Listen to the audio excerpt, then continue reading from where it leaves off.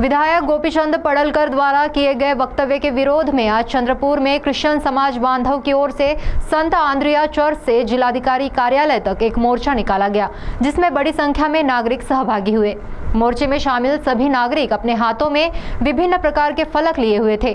तो आइए सुनते हैं मोर्चे में शामिल नागरिकों ने क्या मांग की। विधायक गोपीचंद पडळकर ने क्रिश्चियन समुदाय के धर्मगुरु के बारे में आपत्तिजनक वक्तव्य किया था और इसी के निषेध में चंद्रपुर जिला पास्टर्स एसोसिएशन की ओर से आज शहर में भव्य निषेध मोर्चा निकाला गया।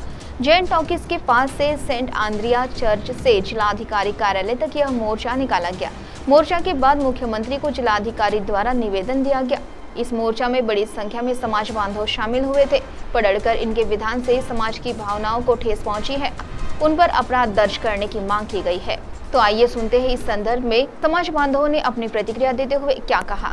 सांगलीच्या जाट मतदारसंघातील आमदार श्री गोपीचंद पडळकर यांनी ख्रिस्ती समाजावर आणि पास्टर लोकांवर जी धमकी दिली आहे त्याचा आम्ही तीव्र निषेध करतो।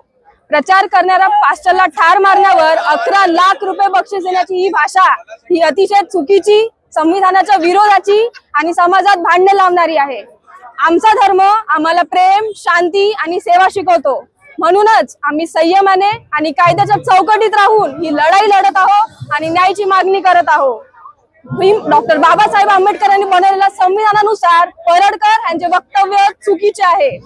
कलम 14, 21 आणि 25 ते 28 ज्याच्यात लिहिलं आहे की धर्माच्या नावाने अपशब्द बोलणं, सर्वांना समान वागणूक मिळणं, भयमुक्त आणि सन्मानित जीवन जगण्याचा अधिकार या कलमींचा यांनी भंग केला आहे आणि त्यामुळे IPC 153, 295, 298 आणि 505 च्या अंतर्गत यांच्यावर गुन्हा दाखल करण्यात यावा आणि निवडणूक कायद्यानुसार त्यांची आमदारकी रद्द करण्यात यावी ही आम्ही मागणी करू। आमचा हा रॅली करण्याचा उद्देश आहे की आमदार गोपीचंद पडळकरने ख्रिस्ती समाजाच्या विरुद्ध जे शब्द बोलले आणि विष करून ख्रिस्ती धर्मगुरूंना जीवे मारण्याची धमकी आणि सुपारी त्यांनी दिलेली आहे आणि एक सार्वजनिक पदावर असलेल्या अशा व्यक्तीने असे वक्तव्य न करावे आणि त्यांनी ख्रिस्ती समाजाची माफी मागावी आणि आपले शब्द मागे हवे आणि सरकारने ख्रिस्ती धर्मगुरूंना आणि ख्रिस्ती मंडळांना चर्चेसला संरक्षण द्यावं आणि जो संविधानानुसार आम्हाला जो स्वतंत्रता मिळाली की आम्ही आमचा धर्मप्रसार करू शकू किंवा आमची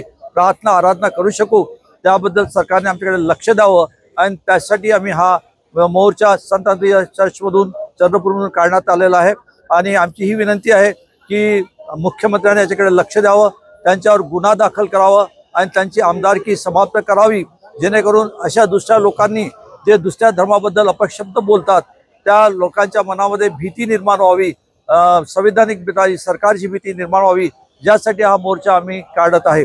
आणि म्हणून आम्हाला विनंती करता आम्ही मुख्यमंत्री साहेबांना की कृपा करून याच्याकडे लक्ष द्यावे आणि ख्रिस्ती समाजाला संरक्षण द्यावे ही विनंती। धन्यवाद। CTV के लिए प्रतिनिधि वैभव रुयारकर की